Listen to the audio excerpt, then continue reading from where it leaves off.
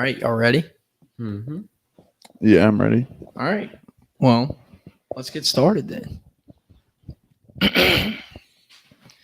Yo. Welcome back to the Out the Box Show. I'm John Wallace alongside my co-hosts James Luffy and Rory Luke, and we are back in the booth after we did episode 100. We were so exhausted from the amount of celebrating that we did. It was literally a plan 2 years in the making after we decided when we all got together that Rory was going to give us the present that he did for the 100th episode.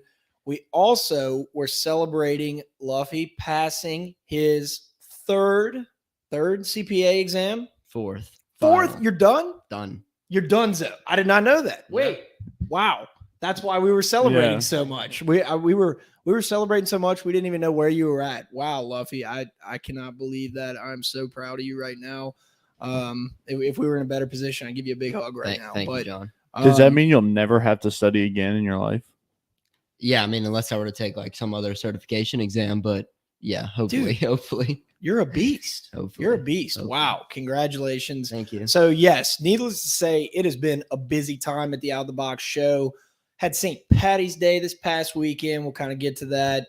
LSU men's basketball is bounced from the tournament. The women's team is playing. Oh, and by the way, the LSU basketball team, just days after getting bounced from the 2022 NCAA March Madness tournament, has a new coach. And I think I'm going to before I let Rory Rory has a probably 5-10 minute scouting report on the new coach, Mr. Matt McMahon. Naismith, National Coach of the Year semifinalist, was the previous coach of Murray State. They had their first 18-0 season in Ohio Valley Conference history was this past year, and he will be the 25th head coach of the LSU men's basketball team. He's 43. He's a young guy. Introductory press conference today as you're listening to this. What do you guys think of the hire?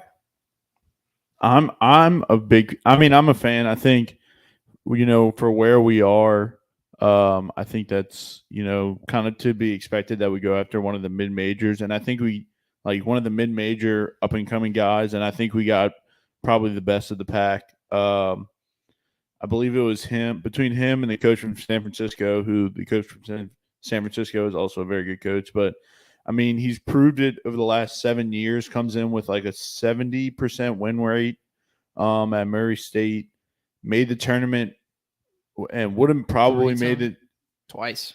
No, 3 times. Yep, 3. He's won 3 conference titles. 3 appearances, 2 NCAA tournament wins. Mm-hmm. Yeah. He's been to the round of the 32 twice, once this year and then once I think the year before COVID, and they probably would have made it the COVID year as well if we would have made a tournament. So it'd probably be 4 tournament appearances by him.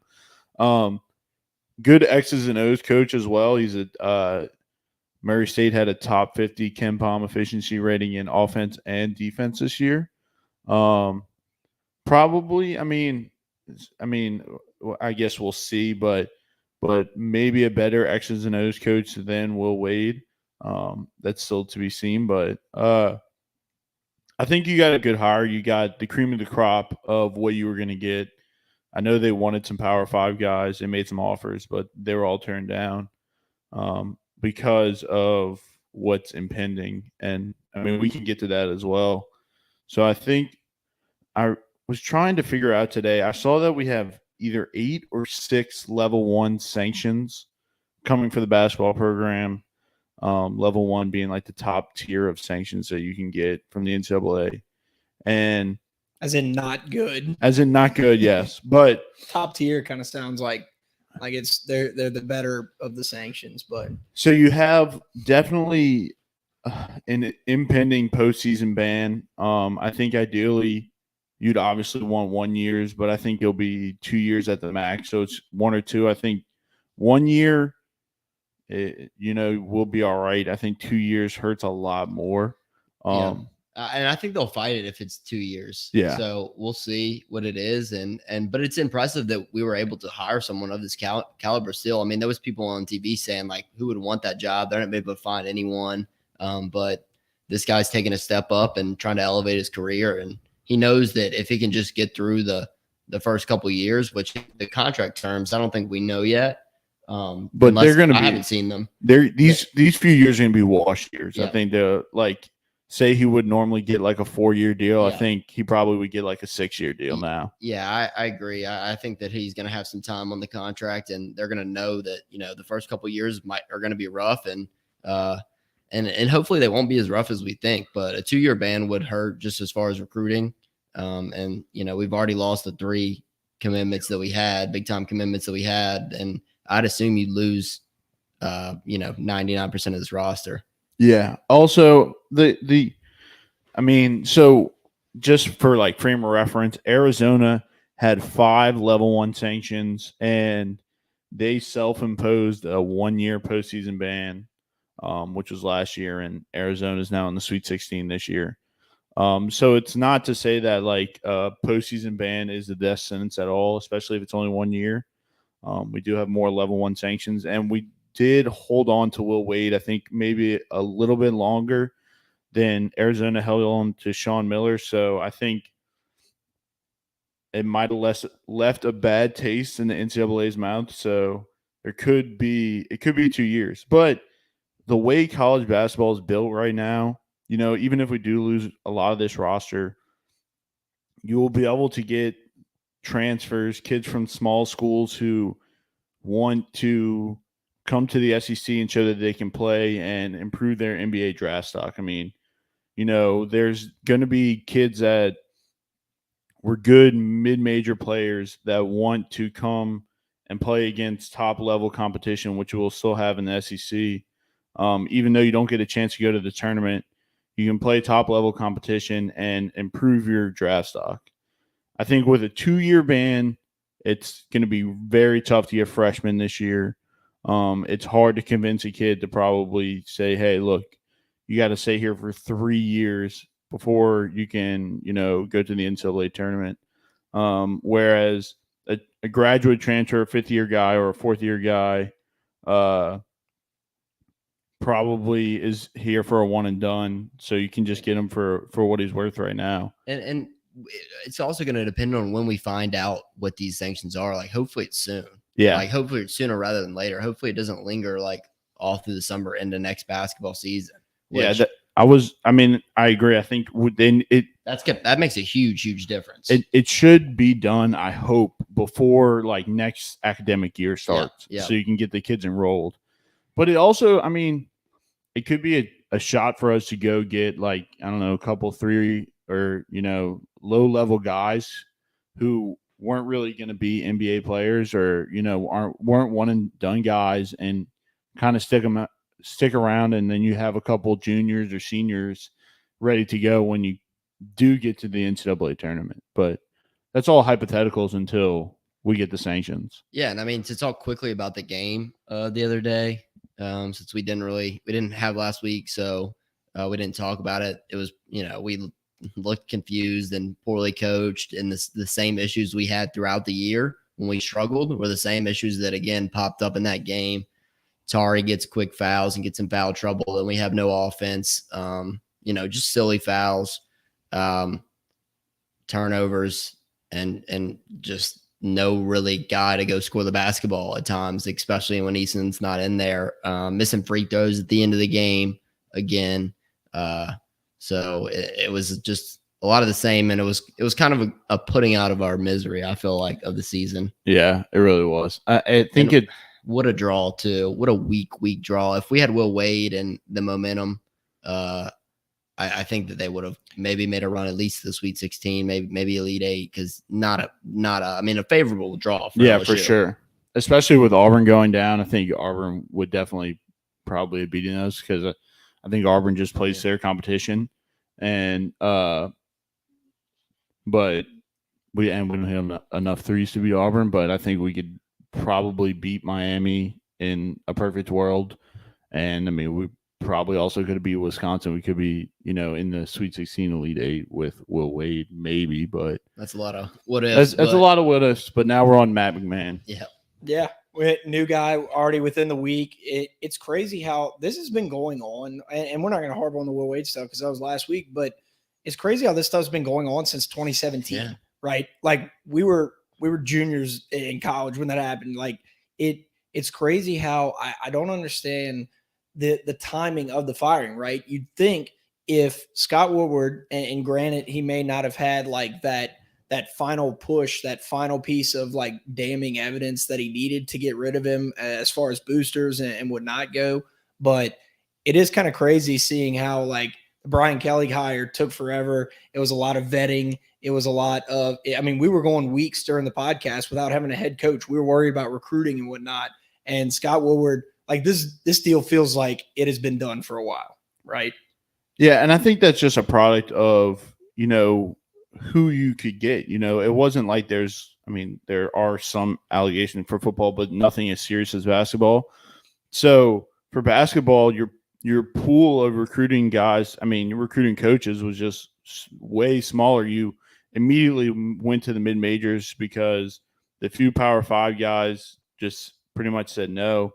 And so you just immediately went to the mid-majors, offered the top guy, and he's the one who accepted. Yeah, and I think it was Tony Bennett. People were saying like Power 5 guys. I think it was probably Tony Bennett for Virginia that they were going after. And I think that he actually kind of wanted to come to Baton Rouge, and it wasn't for the allegations and some of that stuff. We probably would have had him because I think his wife's from here, and his family's from here. So, and it would have been just a new start for him and at a different program that probably has more resources, honestly. And also, basketball coaches, like they're really I think that basketball coaches get connected with their schools more than other coaches. So it would be hard to pull like, I don't know, a Musselman or somebody like that especially from an SEC school.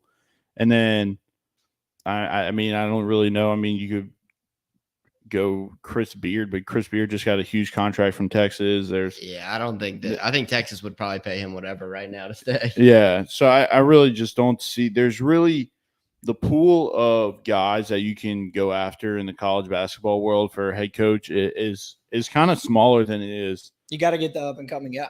Yeah. Kind of like how Will Wade, how we got Will Wade exactly when he was first coming. VCU, they made the tournament and they made that sort of buzz. And then all of a sudden he's the next coach at LSU and he brings the program into relevance again. I think one of y'all tweeted that, the day he got fired, it's like, regardless of what happened, what now, unless there's stuff we don't know, I think our general consensus here is that he was doing stuff that everybody does right.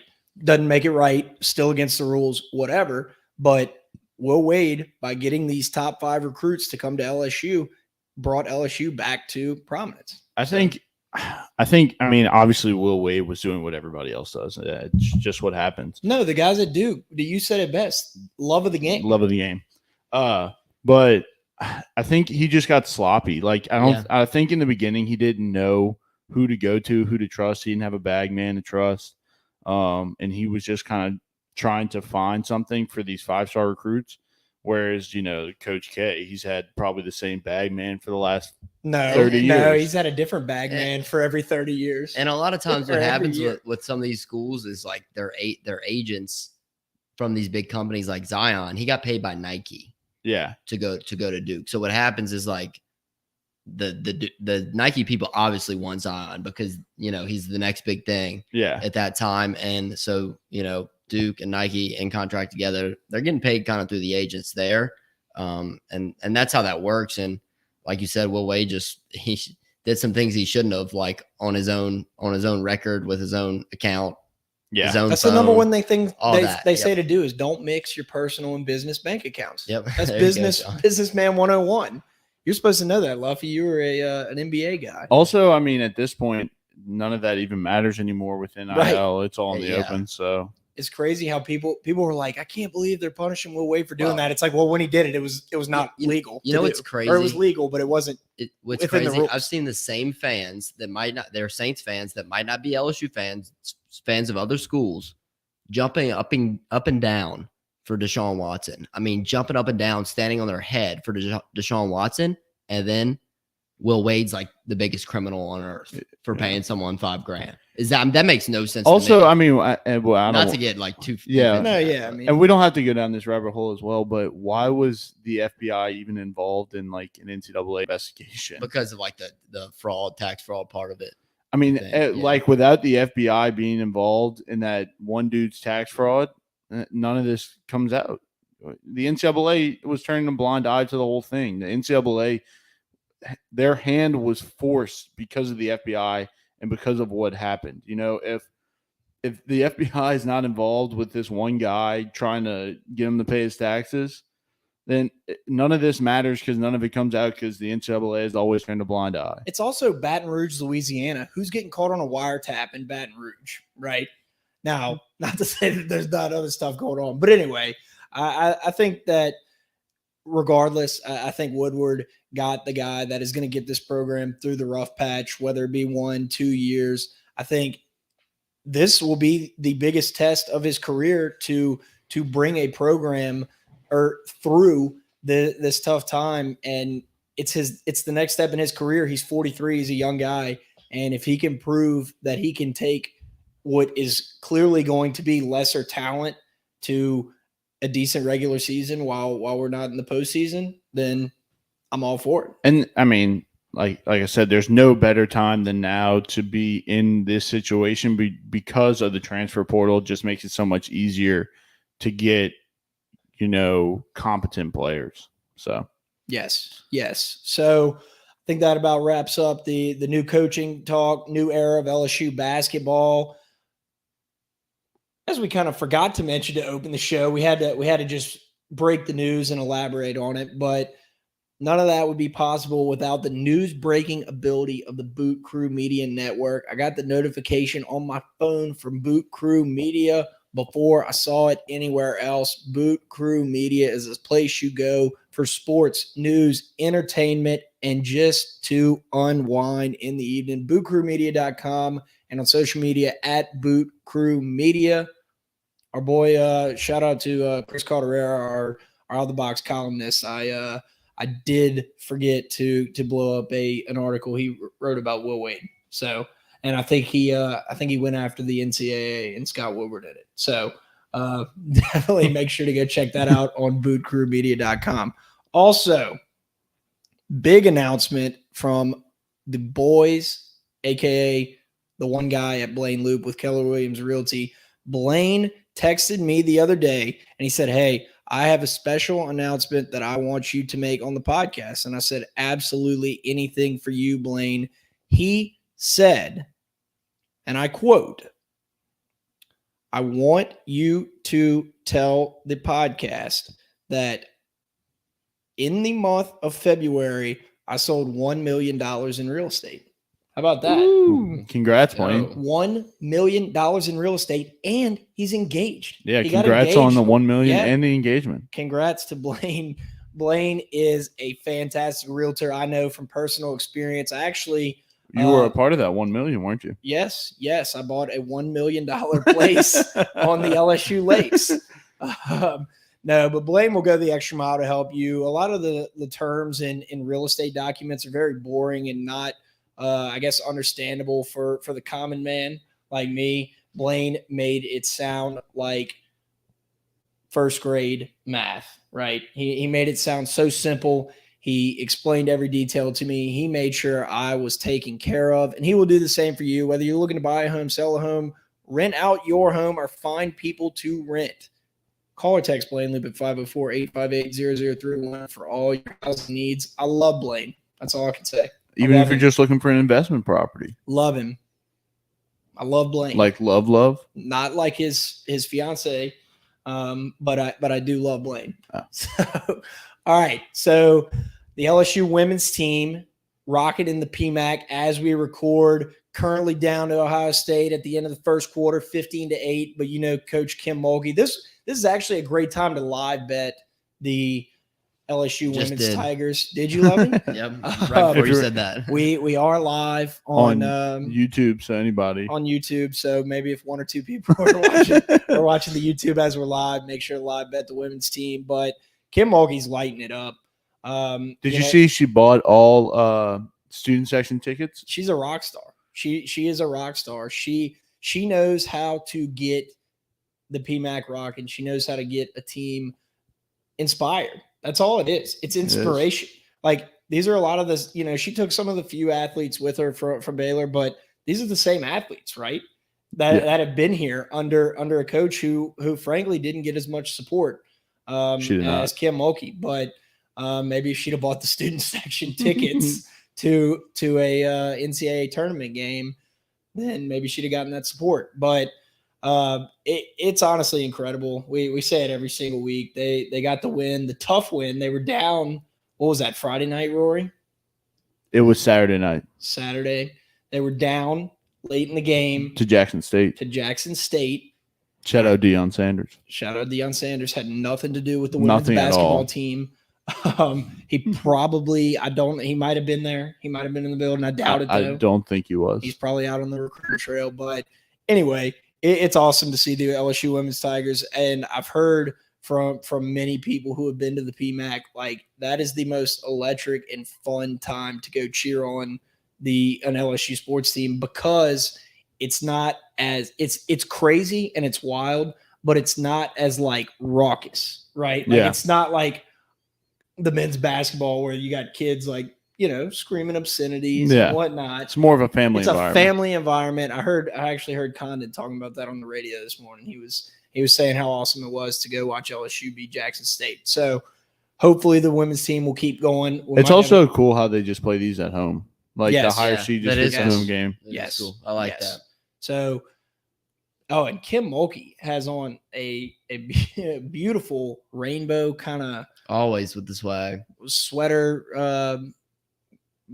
shawl. John, you think you can wear the heels that she wears on the court? Dude, I would break my ankle. And the fact that she like runs in those heels and like she has perfected the run up to the official and throw a punch like so quickly before you get to him that it misses him. But it doesn't look like she's actually trying to punch him. But I think she throws her hand at their face, but it's just a step early so she doesn't actually like injure somebody. John, do you know who her son is?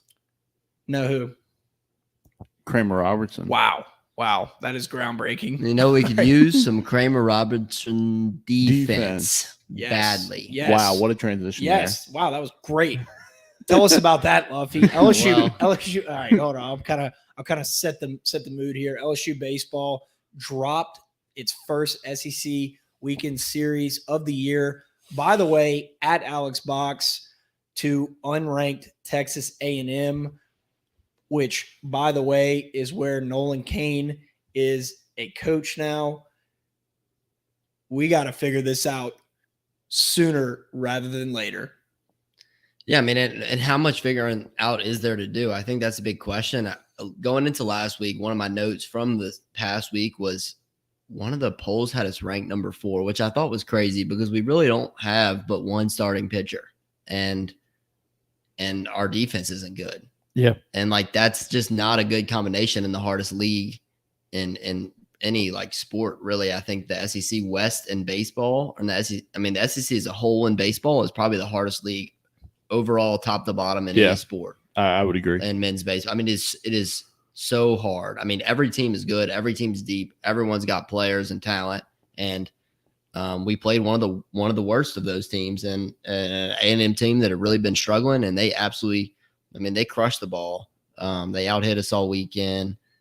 Friday night, Floyd started because they gave Monday the extra day of rest, and he struggled a little bit. I mean, he really only has that one fastball, and I don't see that holding up in SEC play. When you only have one pitch, the hitters are too good. Yeah, they'll wait for it, even if you throw the off speed. They know it's not good enough to be effective, and they'll just kind of sit on that fastball. After that, Grant Taylor came in, actually did a really nice job for us. I think he went, what did he go, 4 innings? 4 scoreless innings, 2 hits and a strikeout. I mean, that he was really solid. I think he's going to be a guy that we're going to rely on, and maybe he even moves into some sort of starting role, but yeah, they might need him twice on the weekend. I'm not sure. But the errors. We had 2 errors that cost us 2 runs. We lost the game by 2 runs, I believe, right? It was 6-4. Yeah, we lost the game by 2 runs.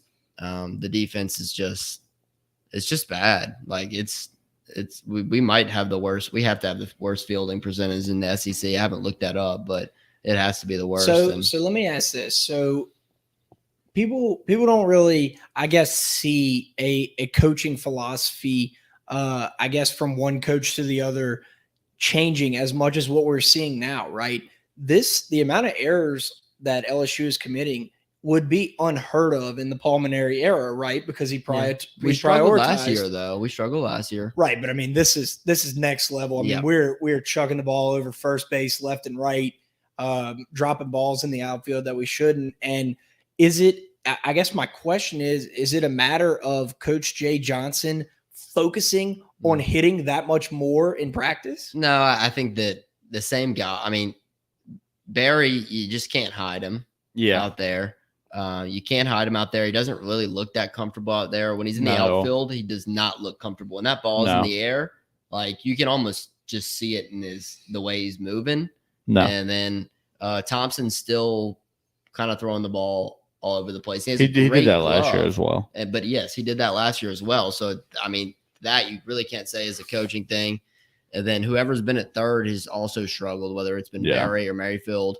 And if they're going to keep Barry in the lineup, which it sounds like Jay Johnson's, I mean, he would be the DH if not, right? And they want to keep him in the lineup, Jay Johnson said, because they want Joe Bear in there as another left-handed bat. Yeah. But I'd probably like to see Pearson play a little third. Yeah. Josh Pearson. And he's hit some hard balls when he's come in during games. And I don't know. I don't know. I think you have to try something. I mean, we're past the point of experimenting. Like you need to try something. If it's not working, let's move on. Right. Yeah. Like we should have been doing this early on is what I'm saying. And yes, he's kind of been switching Barry and Merrifield at third and DiGiacomo, who by the way, he's shining more than he has. I know you need to get him in the outfield at this point. And Gio, I mean, he is in the outfield. They moved him to left field on Sunday. But then they had Barry back in right and Merrifield at third. So they're still like trying to move stuff around, and I think they're gonna have to keep like tinkering with it to see what works. But DiGiacomo, I think he's been hitting the ball well, and I think he's your guy right now because Dugas was sick this past weekend. He's your guy who needs to be like that clubhouse leader to me. I mean, he is. He's one of the oldest guys on the team. I mean, Beloso's down, which he will be back. And Cruz he seems like more of a quiet guy to me. I don't know that. I mean, we're not around him, but like he seems a little bit more quiet. I think between DiGiacomo and Trey Morgan, like those are maybe are 2 more vocal guys. And I think DiGiacomo, I'm happy that leader for this team. So and just real quick, Roy, on Trey Morgan, I mean, I can't let us go any further without talking about the incredible play he made. All that to say, it was a lights out play by him, but it all started because the ball got overthrown from third base. Yeah. Right. It's like you have to have that mental awareness. And look, if you sat me down at third base and hit a ground ball at me, I'm not saying it's easy. It's hard, but I feel like it's just like a couple seconds away, a couple thoughts away from saying, all right, I'm going to just eat this one, not throw it. I'm going to, try to make a play, but not hum it over Trey Morgan's head. And, it's just someone who's struggled with the bat, but we know could play a really good third base. Recurring guest. Who is that? We've had him on before. Oh, Collier Cranford? Yep. So maybe they try him out there defensively, and especially maybe late in games now. If we're up late in games, I would not be surprised to see Collier in the game because he has a great glove. We've seen him play some short. I think he actually maybe played a couple games at second. Yeah, he did. And then and he has a good glove and arm, and maybe you'll see him. They'll have to change the lineup towards the end of the games and get a defensive lineup out there. I'm not sure, but the defense being that bad with a pitching staff, it's kind of like there's no starters really besides money. So it's kind of you're shoving different pieces in there and hoping they work. Yeah. I personally think you have to get Barry out of right field. Like you're saying, he's just not a comfortable right fielder. Nothing hitting right field seems to be easy or makes me feel easy. I think you need the Dugas, Cruz, DiGiacomo outfield. I think that's your best 3 outfielders defensively. And I mean, at this point, I would just live with Barry at third base, Like he can't be much worse than we're already rocking with, and he's terrible in the outfield, so you might as well, put DiGiacomo out there and then put Barry at third base. I think that's what they should do, but I don't know. I think, and this team's missing Alex Milazzo too. And then McMahon has turned the corner a little bit in the last 2 games, and I have to give him credit for that as far as hitting the ball, because he had struggled. All of our catchers really struggled hitting it so far, but the errors and a couple of them were wild pitches. I think I tweeted one of them like that wasn't a wild pitch. It hit him right in the glove. Yeah. And shout out Tigers in the minor. We were kind of going back and forth on Twitter debating that. And I just think at certain times I would much rather, especially when we have a lead, I would much rather Milazzo in the game, whether that's like going to be when he comes back in the 7th inning, they put him in there, or maybe only have one at bat, or, maybe not even at a bat super late in the game, but he's so elite behind the plate, and McManus isn't. So, but he has stepped it up hitting. So that's also another argument to the defense right there. And it didn't help this weekend. I mean, Trey Morgan made a great play on first base, like you said, John, but he was in a bit of a slump. I think he was like 0 for 12 or something. So, and sometimes you just need, even though it was not, we didn't win the series, it wasn't a rubber match, we just avoided getting swept. A big play like that and just some emotion and stuff like that can help turn around a team. And also, look, I'm not blaming Saturday's loss on the Tigers. I think Saturday's loss is on the fans. Too many fans at Perkins Road. Too many fans at at Earl. I didn't know that's where you were going with that. And Ivar's, just St. Patrick's Day. After St. Patrick's Day has already been. Sounds like you're sad you missed it. After St. Patrick's Day, just the St. Patrick's Day parade, Alex Fox just was not rocking. If we get those people that were on Perkins Road down to. Yeah, and then have everybody in the stands sleeping during the game. If we would have just got them there, instead of going to the parade where you can just catch beads that people caught at Mardi Gras a couple weeks earlier, and went and maybe a cabbage or two, if you went to the baseball game instead, I think we win that game, win the series. I will be honest. To go on that, Brad and I were throwing Endymion, Bacchus, Toth beads, everything you could throw. We did ride the parade. Bleep that out, Rory. Yeah, we were throwing everything but St. Patrick's Day beads. But anyway, I can't believe you would even go to another parade besides Toth. That's just disrespectful. I was at Toth. With 2 Toth members here. Toth. But the fact that you would catch anything else or even go to another I'm trying parade, to make y'all jealous. I'm stepping out on especially y'all because Bacchus. I mean, it's Toth Sunday, John. You're right. I'm just going to leave after Toth and not stay for Bacchus the night parade. But anyway. You should. No. So kind of the last thing I want to say on LSU baseball and kind of what I was talking about earlier. What? I think we need to talk about the pitching in the game too a little bit. I mean, Money came back this week and struggled. Yeah. He wasn't good. Dang, I just got silenced. Well, were you about to wrap it up? No. Okay. No, but go ahead. Sorry. Go ahead. You already did it. You already interrupted me. And then Fondo comes in, 3 runs, 2 earned on that was Saturday not even night. an inning on Saturday. Yeah. And Yeah. Money pitched Saturday, started the game, 3 innings, 4 runs, 6 hits, 3 walks, and 4 strikeouts. Just not a typical outing. He didn't look like himself, but he was throwing it hard, which is good. That means most likely that he's healthy, and I expect Money to bounce back. It wasn't a good outing, but I expect him to bounce back. I also am like of the camp that I think Jay Johnson needs to trust the freshmen a little bit more and let them rock. I think we're at the point where if somebody's pitching well, you're just letting them rock and roll. I don't care who else you have. I think that you got to let those guys go. I know there might be freshmen. I know they might not even thrown that many innings before, but I think we're at the point now where as many innings as we can get out of anybody, we will take. If Fontenot's in there and doing a Florida State performance again where he just throws like 5 scoreless, let him throw 5 scoreless, Let whoever is in there, if they're rocking and rolling, let them rock and roll. We can't have, we just need outs, we need to get 27 outs. If some guy's in there throwing well and doesn't typically throw that long, I think you got to let him go until And unless it's like a close game, I understand that you bring in your best pitchers or whatever. But I think that you just got to let these boys rock and roll, especially through the middle innings.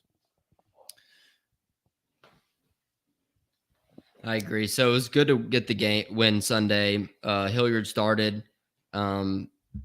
He struggled a little bit. The errors didn't help him out.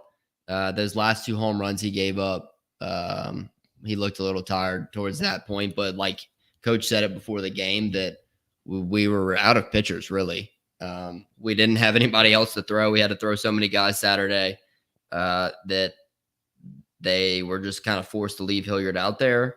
And how about that home run that they were interviewing Jay Johnson during when McHale gave up one of the home runs, and they I actually Jay didn't know Johnson, that since I was there. His face, he looked at it, and it was not Big McDonald. It was the other guy. He goes, I'm sorry, Coach.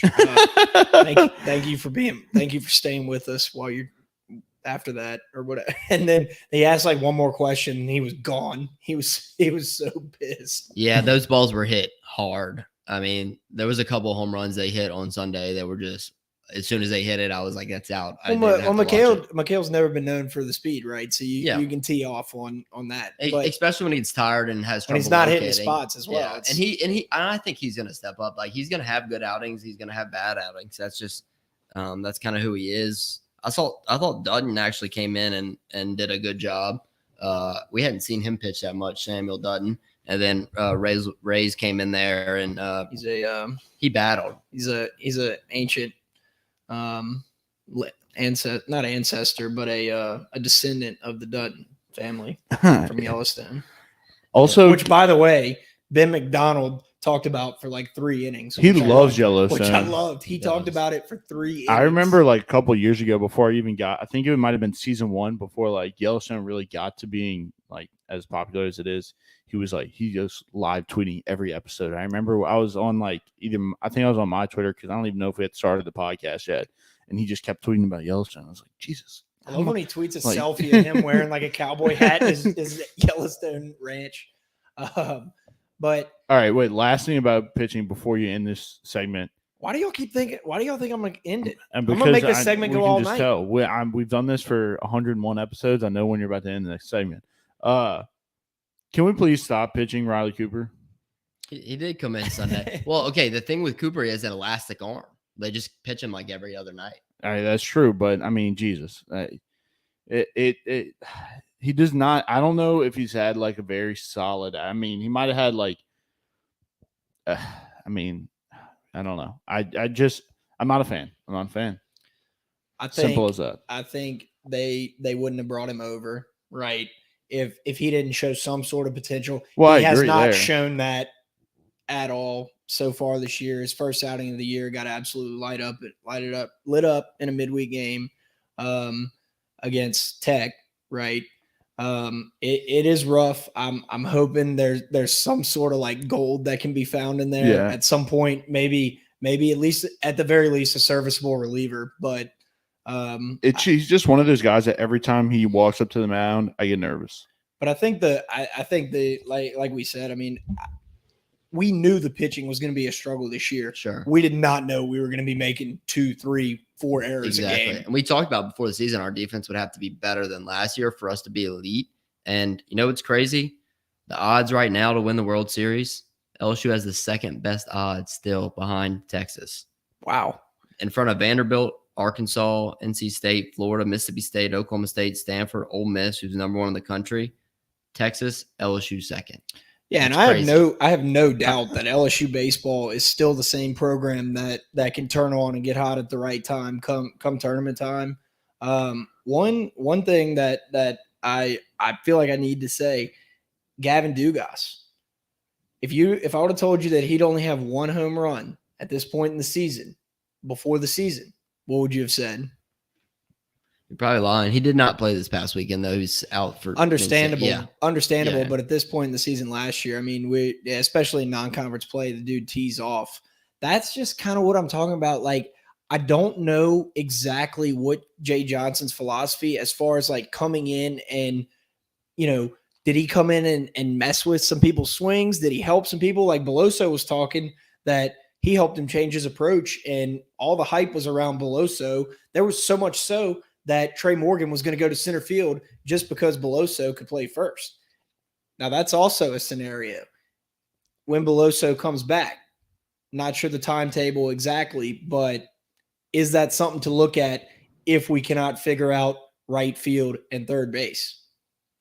Yeah, I don't know. I think they'll want to get his bat in the lineup, and whether that'll be at DH, I would probably think that. I think you have to leave Trey at first because he's just so good defensively. Well, if we keep chucking it like 3-4 feet over his head. How many does he save a game though? You need Yao Ming over there. How many does he save a game? We need the big backstop that they do like batting practice with behind first base. Like a wall up there, like a bouncing wall. We need to like do the shift and put our right fielder just directly behind Trey Morgan at this point. Can we just get an octopus? 8 arms? I think that could also be something. Or we could pay off the first base coach for the other team. Maybe he could just be a wall back there. Yes. John, I have a question for you. Do you? When you were at Earl's this weekend, did you use the cleanest, the best porta potties in the business? I did, and I'll one up you on that. We had one of those on our float. Wow. Let's go. And what was that? A Workbox porta potty. That's right. Workbox has the best porta potties in the business.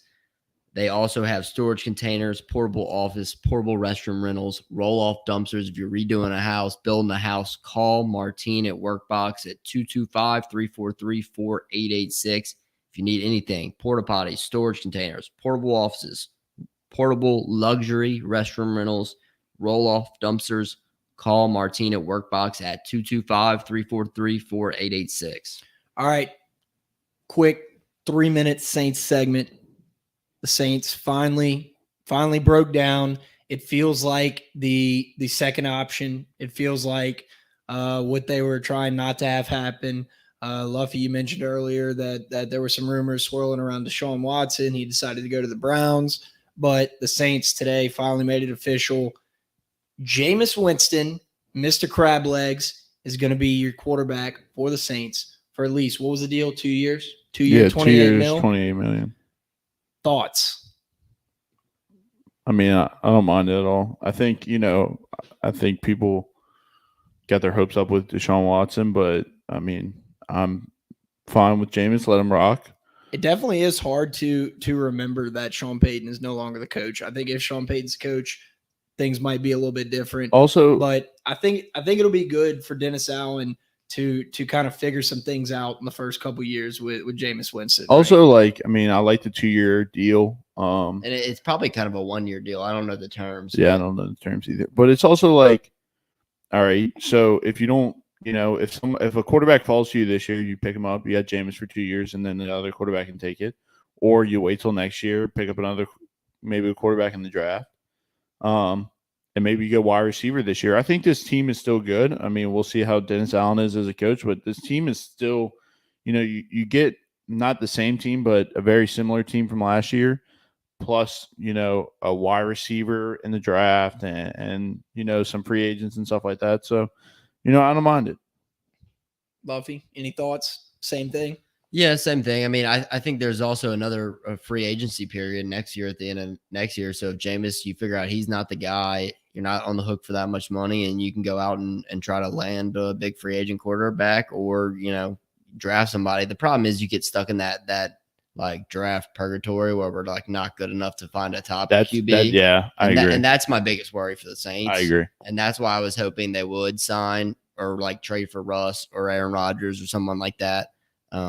Because you absolutely know what you're getting in someone like that. Yeah, I think it's also like, all right, 2 years, and then if it's not there, you're blowing up everything. And you're just not competitive for 1 year or whatever. Like 9-8 would be bad. Yeah, that would be bad. When you get stuck there in the NFL, you get stuck in a really bad spot, in my opinion, as far as trying to find a quarterback. Yes, agree. All right. That was the end of our quick Saints segment. And then I have a quick segment as well before we get to the House Always Wins. Just back to baseball real quick. We forgot to talk about this, but it is early in the week, but bringing the preview for this weekend, LSU baseball against Florida. Number 6 team in the country. Got some guys for you to look out for, as always. First guy, Friday night starter, Hunter Barco. Might be the best Friday night guy in college baseball. Top 10 MLB prospect, really good pitcher, went 8 innings last weekend against Alabama. Going to be a real tough challenge for us. Really good guy. Also, some guys to watch out on the other side of the field. Judd Fabian, another guy, really good player, top 60 MLB guy, 8 home runs on the year. And then Wyatt Langford. Wyatt Langford hit a ball 110 miles an hour off the bat on Saturday. Absolutely crushed it. Another guy, he has 8 home runs as well on the year. This is a very good Florida team. It's at Florida. Not that that matters because they have 4 people show up to their games, but it's the swamp. It'll be a tough challenge. Hopefully we can get money on Friday night for Barco, because that will be a very good challenge if we can get a fully healthy, or maybe not fully healthy, but money at his prime. I think that'll be a good matchup, and it'll be tough for the bats, but I don't know. We'll see. I think you're hoping for honestly, the way we look this weekend, I think I'm hoping for 1, praying for 2. I think that's probably a fair assessment. As y'all know, I'm normally Mr. LSU sweep or win it all, but it will come down to the errors. I think pitching, you just got to man up and deal with that, and go Johnny Holstaff if you need to. But if you're making 2, 3, 4 errors a game, you're going to do nothing in SEC play. Yeah. So, and the hitting will be there. We have guys that can hit. We've proven that. It's crazy that this team is unlike. This is the opposite of Maneri teams. It was they would always struggle at the plate. Not always, right? They had good hitters and whatnot, but we still have 6 guys batting solid 320, 330 in this lineup. Whether you go on whether Trey Morgan goes on an 0 for 12 little skid, he will be back. The hitting is there. We need Cruz, maybe Luffy. I know we were kind of talking about. We need him to be a little bit more in the clutch. And he was, after I tweeted that, his next hit was to tie the game, and it statistically can't hold up. He can't keep hitting this poorly with runners in scoring position. It's got to turn around. Yes. So, but what's always in the right direction? Our picks in the House Always Wins segment. Wow, man, y'all are killing the House Always Wins segment. Luffy's got the sweater on. Sponsored by the House Bar in Tigerland. I'll be back there Thursday this week. They're closed, or not closed, but last week was spring break for the undergrad, so it wasn't as popping, but it'll be popping this weekend.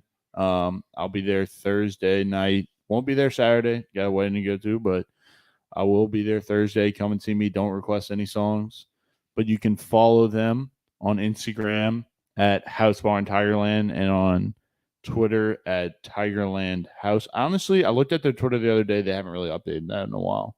So, that's because everything's on thehouseandtigerland.com. That's where you can find all your merch, your drink deals. That's where Luffy's swaggy sweatshirt came from, and my baller hat, and Rory's got a hoodie from there as well. Yeah, even if you want to book an event, you can do that through the house, their website as well. Imagine booking a party at your house on a website, wearing your own shirt that says the house. All right, House Always Wins segment. I was feeling lucky today. I bought a scratch off on the way over here. I'm going to scratch it while y'all give y'all's picks, and if it wins anything like a ticket, or $2,100, I'm going to give a pick, and if I don't, I'm suspended, and I'm going to do that until I win a scratch off on the podcast. I like it. I do like it, Rory. All right, I'll start off. I'm going. So we didn't really touch on this, but the tournament this weekend was absolutely insane. Like I've said in the past, I think when we were doing a top 4, this is the best weekend. That was the best weekend of sports of the year. St. Peter's, absolutely crazy stuff. Story of the tournament. But I am on. Oh, sounds like John's going to be suspended this week. I am on Arizona this weekend. They play Thursday. Thursday night, 9 p.m. I'm going to take a money line. They're at -1.5, so the money line is -122.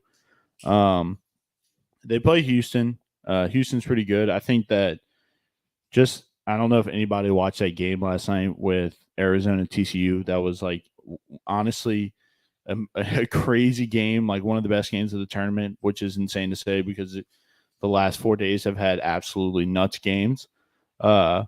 But that game last night was a big game for Arizona. They're a young team, but they needed that, that kind of tough game to play. And TCU is a very tough team, as LSU saw earlier in the year. But I like Arizona. I have them as my champion in one of my brackets. I like the team. I'm taking them -122. I also don't. I like them to win it at +650 too. So just a little future if you're thinking about it. We'll see. James? All right. So we didn't record last weekend. We should have, and I should have picked Sam Burns. Shout out, Sam Burns. 3 for 22. He's won 3 times. He has 22 PGA Tour starts. That's extremely, extremely good. He's in the top 10 in the world. 3 divided by 22. Quick math, John. What is that? 7.1. No. 3. It's almost 15%. Yeah, it's like 14%. 3 divided by 22. Oh yeah. Your mic's off because you were I thought y'all scratching. were talking about something else. But anyway, shout out Terrible Sam. at quick math, man. Incredible. Sam Burns from LSU Beautiful. is ranked above Dustin Johnson in the official 25 years old golf too, rank. huh? 25 years old. He's gonna make $5-10 million playing golf this year. I'm gonna make like 1/100th of that. Shout out Blaine Lube selling, or what was it? Shout out Blaine. And I just bought a $1 million house. So I'm in trouble. But this week I'm going. It's Dell match play, so it's like 1v1 essentially for golf. And I'm taking Jordan Spieth on the first day to beat Keegan Bradley. Jordan's been struggling lately. Hasn't had his best stuff the last couple of weeks, and Keegan is playing really good golf. But I think he's a little tired. He's played I think the last 3 weeks, and it's in Austin, Texas. Jordan Spieth went to Texas. He's gonna have a huge crowd out there following him. He loves that competitive match play. He's only -129. So I like Jordan. Jokes on y'all. I actually bought 2 scratch offs, and the second one I just won $20 on. Wait, really? It was a gold bonus $2 scratch off. Winning numbers were 10 and 16, and I started scratching it. 10 and 16 are all the numbers, and I won $2 a piece on. Dang. So, $20. Do How you about ever- that? There you go. I just parlay them. Are you the immediate? Yeah, are you the immediate? Like, just give me more scratch offs guy. Or are you going to take your $20? This one, I'm going to parlay it. I'm going to get 2 $10 ones. Save one of them for the show next week. Okay. I might say both of them in case I lose one. Then I can get a redemption shot. But my pick this week, got to stick with the tournament. Arkansas +9 against Gonzaga. I love that pick. Gonzaga scoring a lot of points. Musselman and Arkansas putting up a fight. I also got I think I picked Gonzaga winning in my bracket, but I think 9 points is a lot in the tournament given the seeding. So yeah, and I mean, what we saw the first 2 games from Gonzaga is they're probably going to be down. Honestly, I would look at Arkansas first half spread, maybe even money line, because Gonzaga has played terribly in both first halves, and then they come back in the second half. Yes. So. All righty. I think that about does it for the House Always Wins segment and our show. Thank you guys so much for listening. We cannot thank you guys enough. 101 episodes in the damn books.